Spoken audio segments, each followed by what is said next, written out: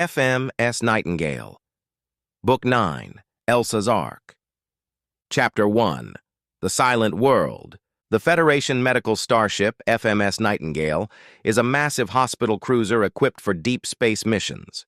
With advanced facilities and a dedicated crew of specialists, it provides critical medical care and responds swiftly to galactic disasters, offering hope across the stars. Currently, however, the Nightingale and its crew find themselves unexpectedly lost in time, facing new challenges as they seek a way back to their own timeline. The Nightingale tore out of the temporal fracture with a low, resonant hum, its hull shimmering as the last threads of chronal energy peeled away. The stars snapped back into place, and a planet filled the forward viewport. Blue oceans, green continents, sprawling cities that glittered in the sunlight, beautiful, untouched, and utterly dead. Captain Elsa Mantis leaned forward in her command chair, eyes narrowing. "Report!" Ensign Lawton's fingers danced across his console. "Captain, I'm reading full infrastructure. Power grids active, transit systems online, atmospheric stabilizers functioning." Commander Kelton Towers stepped beside her, arms folded. "And the people?" Lawton swallowed. "None. No humanoid life signs. No movement. No heat signatures. Nothing." A hush fell over the bridge. Jolie Bryce whispered, "It's like they just vanished." Dr. Terrell entered from the rear lift, still fastening his coat. "A whole planet doesn't vanish. Something forced them out." Elsa stood. "Scan for emergency signals." A soft ping echoed through the bridge. Lawton straightened. "Captain, I've got one. Automated distress beacon, origin point, equatorial region." "Put it on screen." The display shifted to reveal a sprawling complex. Domes, biodomes, artificial habitats, towering enclosures arranged in a vast ring. A single blinking beacon pulsed from the central tower. Kelton exhaled. "That's a preserve, a big one." Elsa's voice was quiet but firm. "Prepare an away team." The landing pad was cracked with vines, but the facility itself hummed with low, automated power. The air smelled of damp soil and vegetation, the scent of a world still alive, even if its people were gone. Elsa, Kelton, Jolie, and Terrell stepped through the main gate. A holographic sign flickered to life. "Marvera Preserve. Safeguarding live for future generations." Jolie's voice softened. They meant it literally. Inside, the preserve was a world unto itself. A six-legged herbivore grazed beside a crystalline pond. A feathered predator watched them with unsettling intelligence. A cluster of small, furry creatures chirped curiously from a branch. The air vibrated with distant calls, rustling leaves, and the hum of automated feeders. Terrell scanned the nearest enclosure. "Vital signs stable. Environmental controls holding. These animals are alive because the systems never shut down." Kelton frowned. "So why leave them?" Elsa approached a central console. Dust coated the surface, but the screen flickered under her touch. A final message appeared. "Evacuation ordered. Planetary destabilization imminent. Animals cannot be transported. May the future find mercy on them." Elsa's jaw tightened. "They left them behind." Jolie swallowed. "Captain, the destabilization event is still coming." Elsa turned to her crew, eyes steady. "Then we're not leaving them." Kelton nodded once. "We'll make room." Elsa looked back at the enclosures, at the thousands of lives depending on them. The Nightingale becomes an ark. A low rumble shook the ground beneath their feet. Terrell checked his scanner. "Captain, seismic activity. The destabilization is accelerating." Elsa's voice remained calm. "We begin transport immediately." But as they approached the next enclosure, something unexpected happened. The animals stepped back, grouped together, watching. Kelton raised his weapon slightly. "They're organized." Elsa frowned. Animals don't coordinate like this. Tyrell scanned them again. Captain, these aren't natural. They're engineered, enhanced cognition, possibly sapient. Elsa stepped forward. We're here to help you. The largest creature, a sleek, feline predator with luminous eyes, growled softly, not in fear, in warning. Kelton murmured, "They don't want to leave." Elsa's expression hardened. "We're not leaving them to die." The creature growled again, louder. Elsa met its gaze. "We'll find a way." But the creature's eyes said something else entirely. Chapter 2. The Great Gathering. The Nightingale's cargo bays had never looked like this. Environmental shields shimmered. Temporary habitats rose in neat rows. Tessa Garland's engineers scrambled across scaffolding, reinforcing bulkheads and installing containment fields. The ship hummed with new weight, the weight of an entire world's worth of life. Elsa stood at the center of the chaos, issuing orders with calm precision. Decks 4 through 7 are now designated as temporary habitats, she said. Begin transport. Kelton stepped beside her, helmet under one arm, the other resting casually on his hip. You're turning my ship into a barn. Elsa didn't look at him, but the corner of her mouth curved. Your ship? Kelton shrugged. I spend more time patching holes in it than anyone else.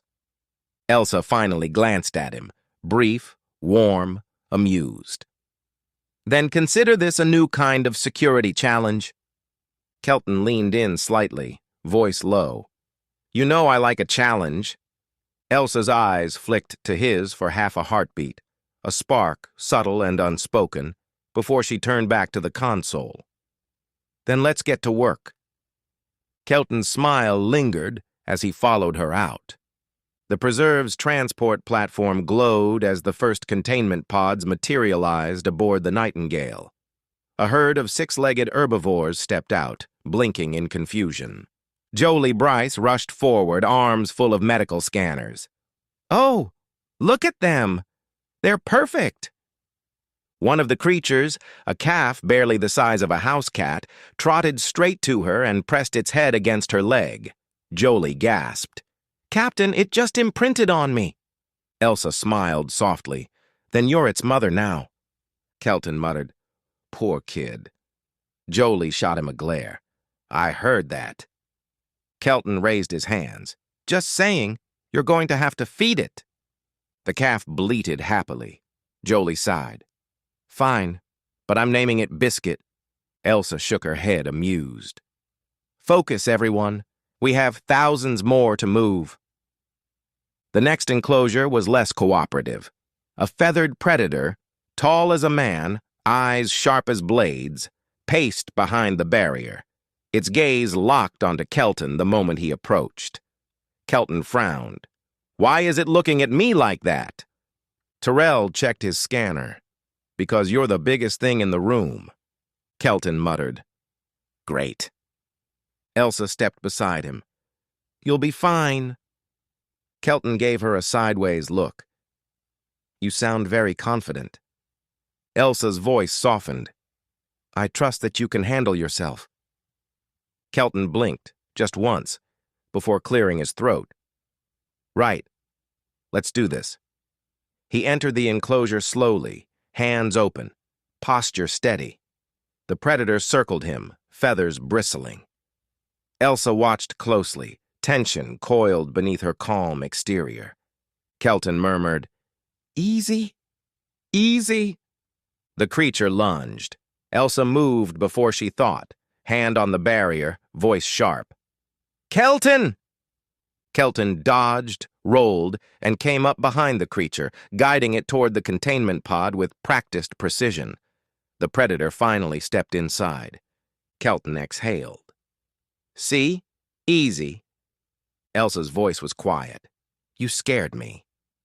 Kelton froze, just for a moment, then gave her a small, warm smile. I'm harder to kill than that. Elsa didn't smile back, but her eyes softened. I know. Tessa's voice crackled over comms. Captain, we've got a problem. Elsa tapped her earpiece. Go ahead.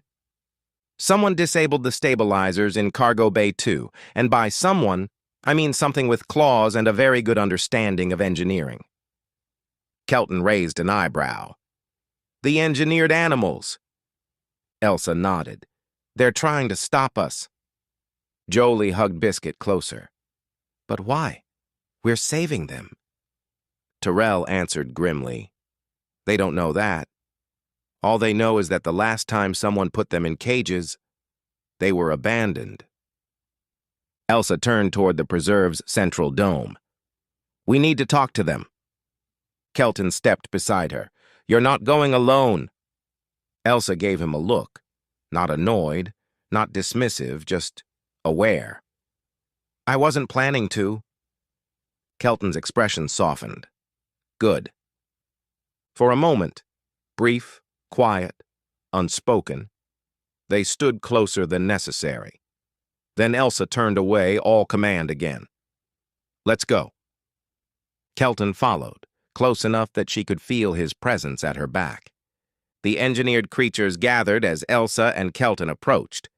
The feline leader at the front, eyes glowing with intelligence and suspicion. Elsa stepped forward.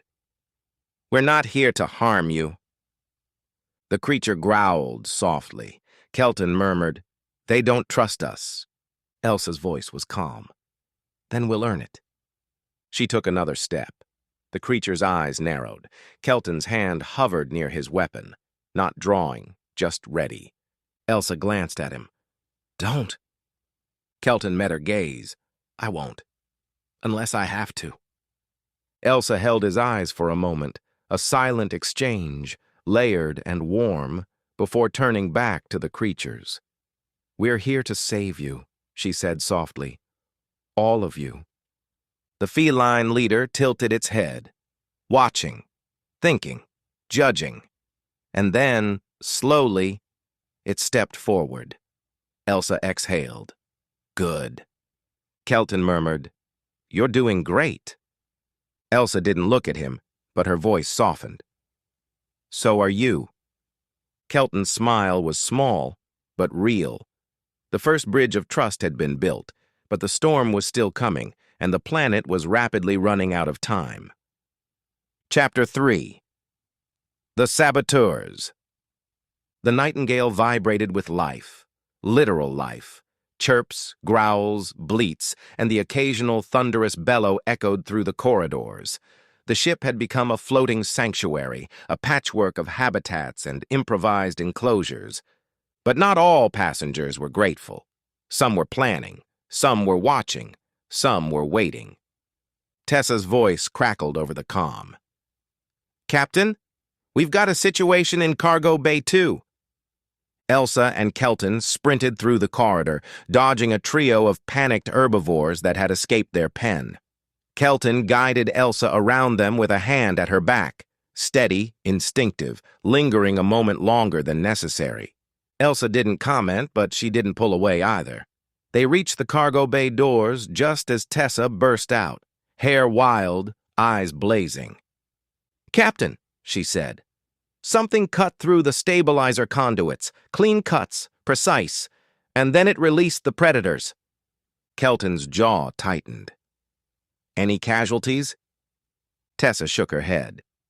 No thanks to Commander Towers' security protocols. But they're testing us. Elsa stepped inside the bay. Chaos. A feathered predator perched on a crate, hissing. A massive reptilian beast paced in a corner. Smaller creatures darted between shadows. Kelton drew his stun baton. I'll take the left flank. Elsa grabbed his arm, a quick, instinctive gesture. Don't go alone. Kelton paused, eyes flicking to her hand on his arm. Worried about me? Elsa released him, but her voice softened. Always. Kelton blinked, just once, before nodding. Then stay close. They moved together, a practiced rhythm. Elsa distracted the predator with a flash of her wrist light, while Kelton swept in from the side, stunning it with a precise strike. The creature collapsed harmlessly. Elsa exhaled. "Nice work," Kelton smirked. "You make a good distraction." Elsa raised an eyebrow. "Careful." Kelton's grin widened. "Wouldn't dream of it." Dr. Tyrrell arrived with a portable scanner. "Captain, I've analyzed the claw marks. These creatures weren't just engineered for intelligence, they were engineered for strategy." Elsa frowned. "Meaning?" "Meaning," Tyrrell said, "they're capable of coordinated sabotage." Jolie rushed in, Biscuit trotting behind her. "Captain, the smaller creatures are panicking. They can sense the predator's agitation." Elsa nodded. "We need to calm the ship." Kelton leaned close enough that Elsa felt the warmth of him. "We also need to find the ringleader." Elsa met his eyes. "I know." For a moment, neither looked away. Then Tessa cleared her throat loudly. "If you two are done having a moment, I've got a ship to keep from falling apart." Elsa stepped back, cheeks warming. Kelton coughed into his fist. Jolie whispered to Biscuit, "They're hopeless." The feline leader appeared in the doorway, silent, graceful, luminous eyes fixed on Elsa. Kelton stepped instinctively in front of her. Elsa touched his arm. "It's all right." Kelton didn't move. "Humor me." Elsa didn't argue, but she stepped beside him instead of behind him. The creature spoke through the translator Tyrrell activated. "You move our people. You cage them. You take them from their home." Elsa shook her head. "We're saving you. The planet is collapsing, dying." The creature's eyes narrowed. "We survived abandonment. We survived captivity. We will survive this." Kelton's voice was low. "You won't. Not this time." The creature's gaze flicked to him. "You protect her." Kelton stiffened. "That's my job." "No," the creature said. "It is your instinct." Elsa's breath caught, just slightly. Kelton didn't respond. Couldn't. The creature stepped closer. "We will not go unless you prove your intentions." Elsa nodded. "Then tell us how." The creature's tail flicked. "Free us. All of us. No cages. No restraints. No control." Kelton muttered, "That's not safe." Elsa's voice was calm. "We'll find a compromise." The creature tilted its head. "Compromise is a word for those who fear truth." Elsa stepped forward, close enough that Kelton's hand twitched toward her, then stopped. "We're not your enemies," she said softly. "We're your last chance." The creature studied her, long, silent, calculating.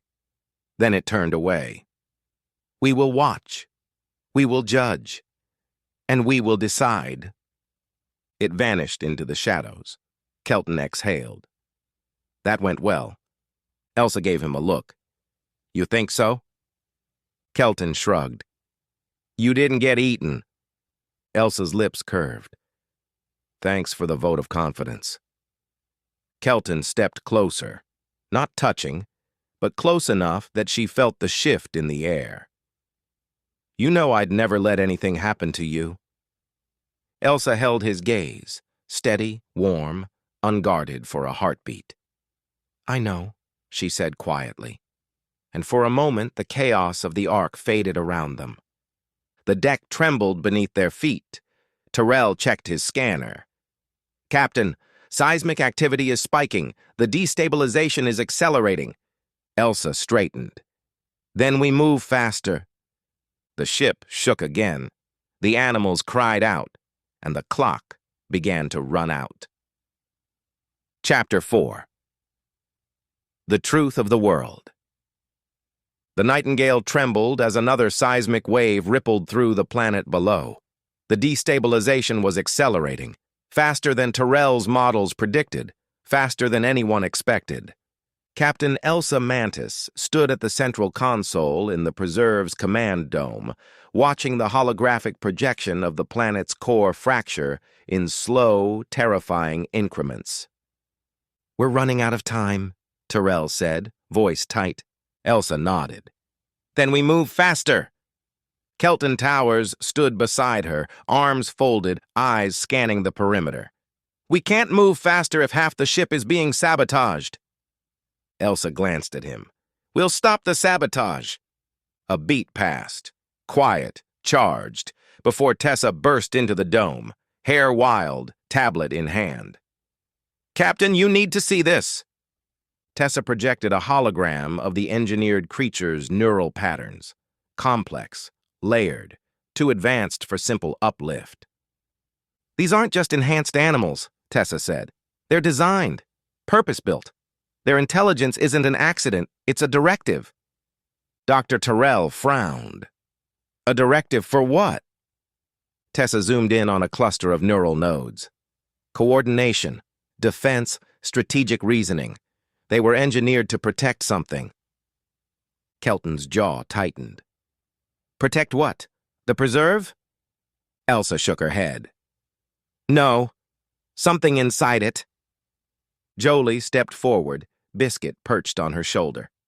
"Captain, the smaller creatures are panicked. They keep repeating the same neural pattern." Terrell scanned it. "It's a warning." Elsa's voice softened. "About what?" Jolie swallowed. "About the predators." Kelton raised an eyebrow. "The engineered ones?" "No," Jolie whispered. "The ones we haven't seen yet." Elsa's eyes narrowed. "There are more." Tessa nodded grimly. "And they're still in the restricted zone." The restricted zone lay beneath the Preserve, a subterranean labyrinth of reinforced chambers and sealed vaults. The air was colder here, the lights dimmer, the hum of machinery deeper. Elsa and Kelton led the team, moving cautiously through the corridors. Their shoulders brushed once, accidental, but neither stepped away. Kelton murmured, "You shouldn't be down here." Elsa gave him a look. "You know I don't listen to that." Kelton's lips curved. "I know. Doesn't stop me from trying." Elsa's voice softened. "I appreciate it." Kelton blinked, caught off guard, then nodded. "Anytime." They reached the central vault. A massive door loomed before them, sealed with biometric locks and warning glyphs. Terrell scanned it. "Captain, whatever's inside, the engineered animals were designed to guard it." Elsa stepped forward. "Open it!" The vault opened with a hiss. Inside was a chamber filled with stasis pods, dozens of them, each containing a creature unlike anything they'd seen. Predators. Massive. Armored. Engineered for war. Jolie gasped. "Captain, these aren't zoo animals." Terrell's voice was grim. "These are weapons." Tessa added, "Genetically engineered apex predators, designed for combat, for planetary defense." Elsa's expression hardened. The inhabitants didn't leave them behind by accident. Kelton stepped closer to one of the pods. "They left them because they were too dangerous to move." Elsa nodded. "And the engineered creatures above, they weren't sabotaging us." Kelton turned to her. "They were protecting us." Elsa exhaled. "From these." The feline leader appeared in the doorway, silent, watching. Terrell activated the translator. "Now you understand," the creature said. "We were created to guard the world from what lies below." Elsa stepped forward. "Why didn't you tell us?" "Because you did not listen." Kelton bristled. "We tried." The creature's gaze flicked to him. "You protect her, but you do not hear us." Elsa's breath caught again, but she kept her voice steady. "We're listening now." The creature bowed its head. "Then hear this. If you move the predators, they will awaken, and they will kill everything on your ship. Kelton muttered. Great. Elsa turned to him. We can't leave them. Kelton met her eyes, steady, unwavering. Then we find another way. Elsa held his gaze. A moment of trust, of connection, of something deeper neither dared name. Yes, she said softly. We do. The ground shook violently. Tyrell shouted, Captain, destabilization spike! The core is fracturing! Elsa turned sharply. We need to evacuate now. Kelton stepped beside her. We'll figure out the predators later. Elsa nodded. Agreed. The feline leader stepped forward. We will help you, but the predators must remain. Elsa hesitated, torn. Kelton touched her arm, gentle, grounding. Elsa, we can't save everyone. Elsa looked at him, eyes soft, conflicted, vulnerable for just a heartbeat. I know, she whispered. The ship shook again, and the hardest choice was still ahead. Chapter 5. The Ark takes flight. The Nightingale shook violently as the planet's crust began to tear itself apart. Red fissures spiderwebbed across the surface, glowing like molten scars. The preserve's domes flickered, their power grids failing one by one. Elsa Mantis stood in the central vault, staring at the rows of stasis pods containing the engineered predators, weapons built for a war that never came. Kelton Towers stood beside her, jaw tight. We can't move them. You know that. Elsa didn't answer immediately. Her eyes stayed on the pods, on the creatures who had never asked to be made, never asked to be abandoned, never asked to be left behind again. Kelton stepped closer, voice low. Elsa. She finally looked at him, and for a moment, the collapsing world fell away. Kelton's voice softened. We can't save everyone, but we can save thousands. We can save the ones who want to live. Elsa exhaled, a quiet, pained breath.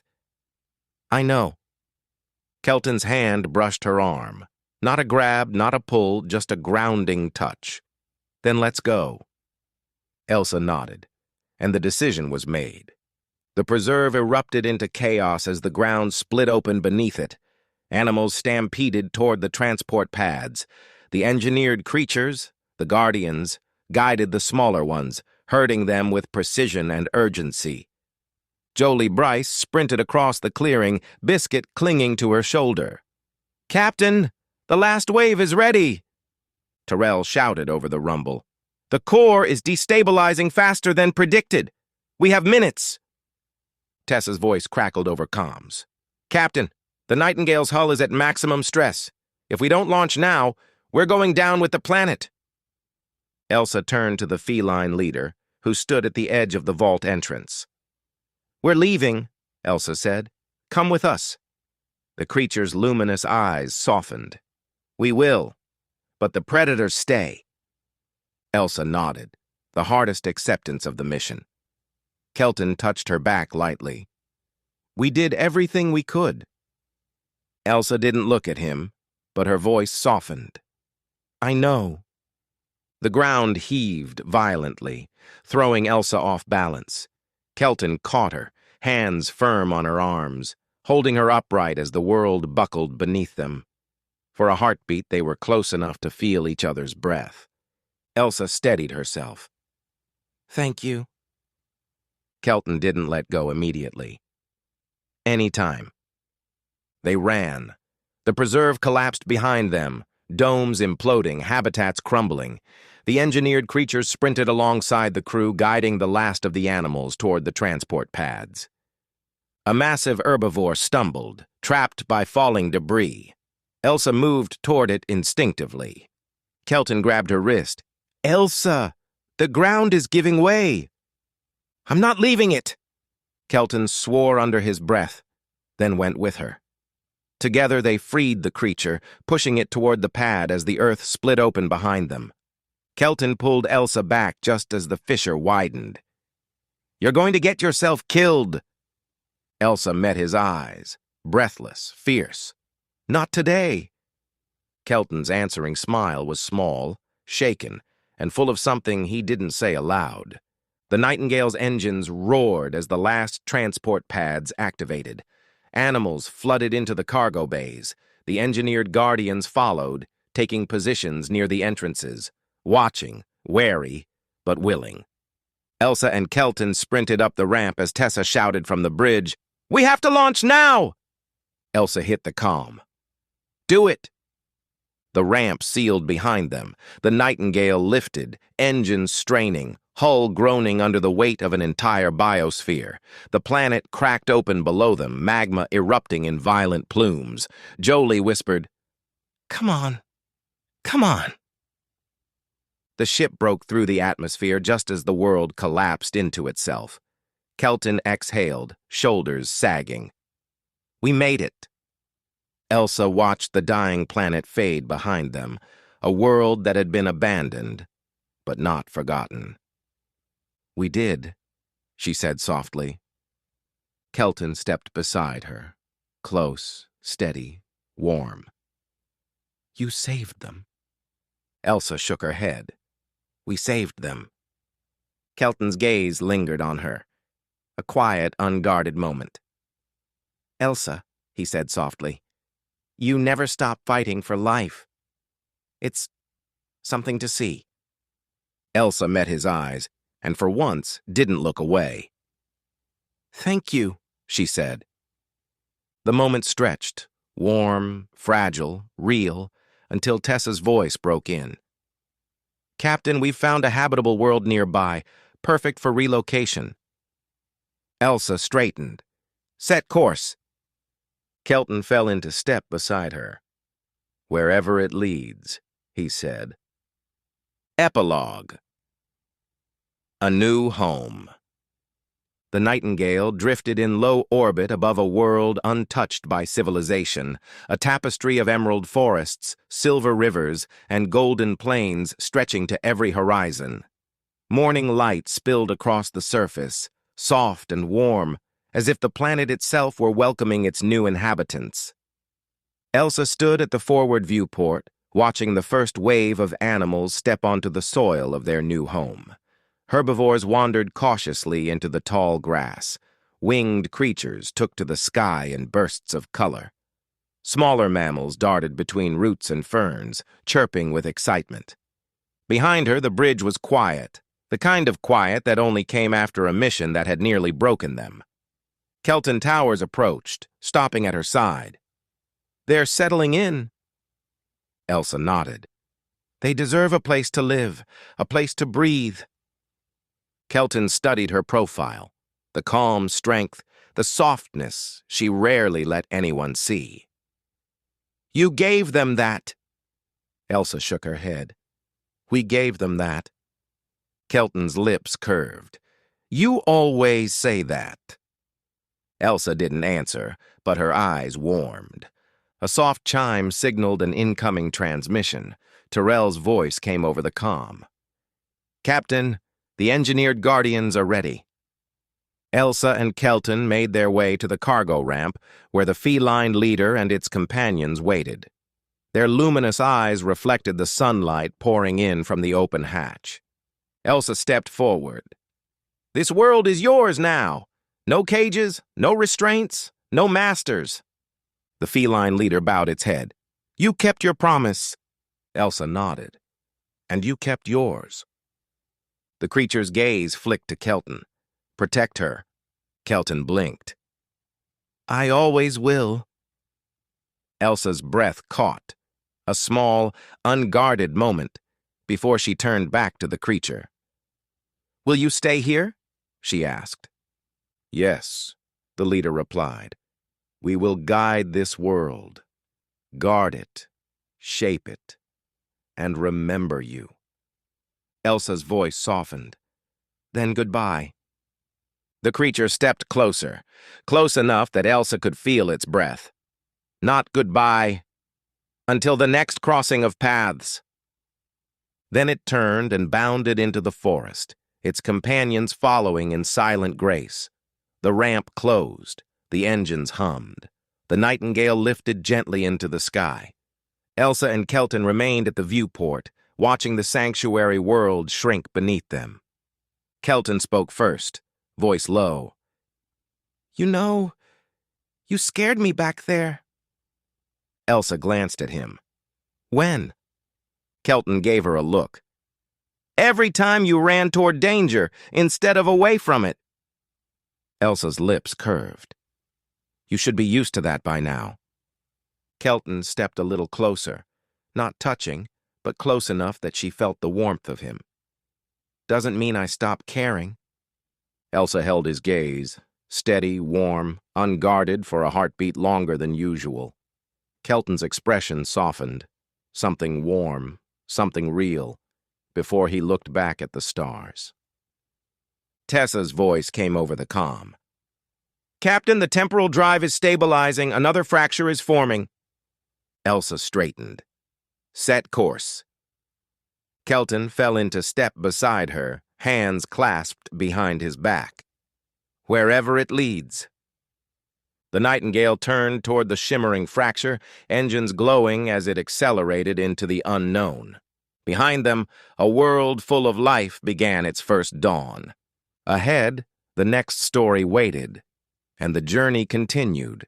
The end of Book 9 of the continuing missions of the FMS Nightingale. Please like, comment, and subscribe. Thank you. Coming next in Book 10, FMS Nightingale, The Dark Side of the Mirror. 2 Nightingales. 2 crews. 1 fractured destiny. The Nightingale finally escapes the sanctuary world and leaps through the next temporal fracture, only to emerge into a star field that feels familiar. Too familiar. The constellations match. The star charts align. The Federation beacons broadcast the right codes. For the first time in years, it seems they've made it home. But home feels wrong. When Elsa orders a docking approach to a nearby outpost, another ship drops from warp, identical in every detail. Same hull scars, same registry, same silhouette, the FMS Nightingale, but not their Nightingale, a parallel universe version. A crew that looks like them, sounds like them, but carries the weight of a darker history. Elsa meets her counterpart, a captain hardened by endless wars, haunted by losses Elsa never lived. Kelton confronts a version of himself who has given up hope. Jolie meets a medic who no longer believes compassion matters. Tessa encounters an engineer who has replaced half her body with machinery after too many battles. 2 crews, 2 timelines, 2 versions of what they could become, and a mission that forces them to work together. A cosmic anomaly threatens both universes. A rift that will collapse unless the 2 Nightingales combine their knowledge, their strengths, and their fractured hopes. But cooperation is fragile. Trust is thin. And the darker crew sees the Prime Nightingale as naive. Or worse, doomed to repeat their mistakes. As the mission unfolds, each crew confronts the reflection of who they are, and who they might become if they lose their way. Elsa must face a version of herself who sacrificed too much. Kelton must face a version of himself who stopped believing in anything. And the crew must decide whether the darkness in the mirror is a warning or a destiny they can still avoid. In Book 10, The Dark Side of the Mirror, the Nightingale steps into a universe where hope has withered, and must fight to keep their own alive as they search for the fracture that will lead them home.